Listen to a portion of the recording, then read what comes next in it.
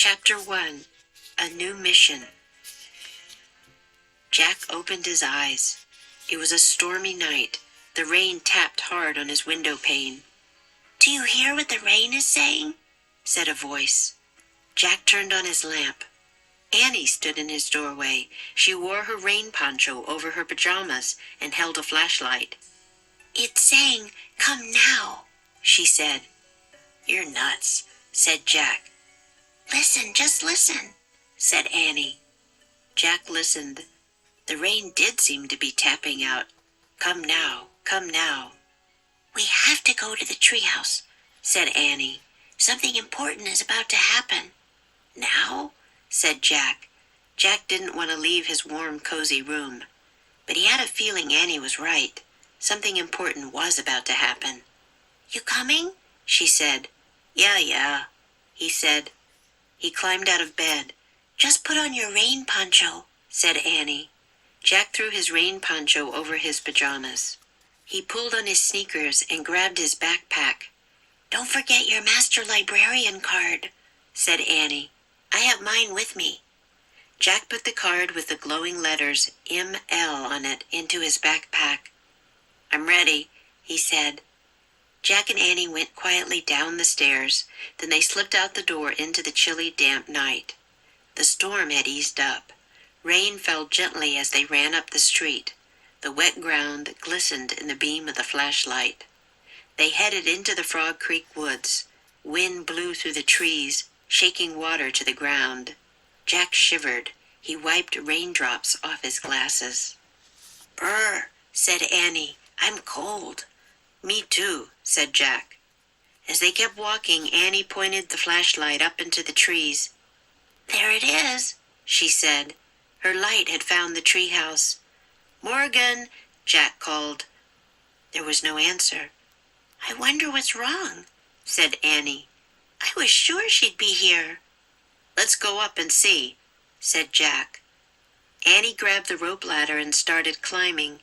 Jack followed. Rain dripped from the trees onto his poncho. They climbed into the treehouse. Annie shined her light into each corner.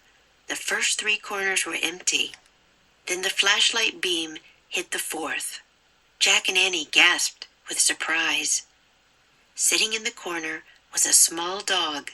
He looked like a terrier puppy. He had scruffy light brown fur. He stared sadly at Jack and Annie. "Oh," whispered Annie. "Where did you come from?" said Jack. Annie patted the dog's head. He wagged his tail. "He's so cute," she said. "He looks like a little teddy bear." "Hi, Teddy." Teddy was actually a good name for him, Jack thought. "Where did you come from, Teddy?" he asked. The little dog whimpered. "Don't be sad," said Annie. "Everything's okay."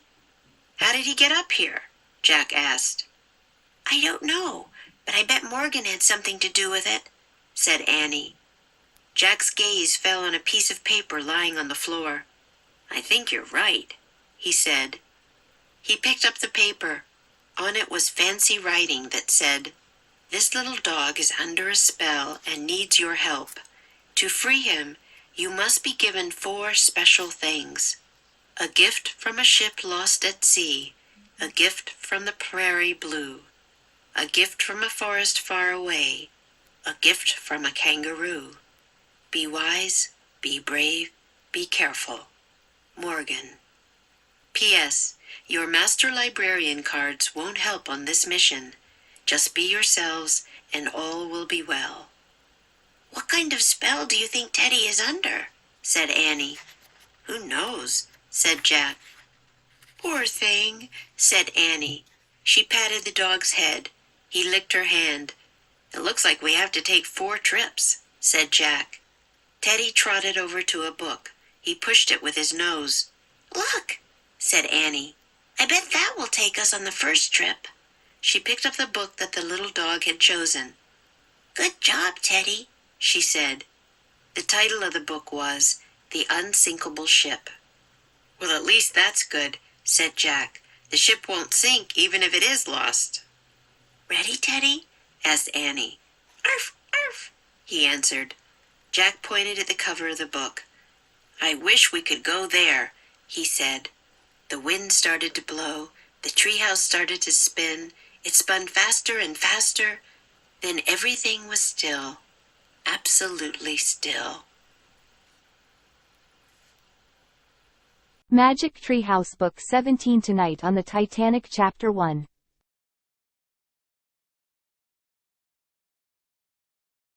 Wear one's clothes. She wore her rain poncho over her pajamas and held a flashlight.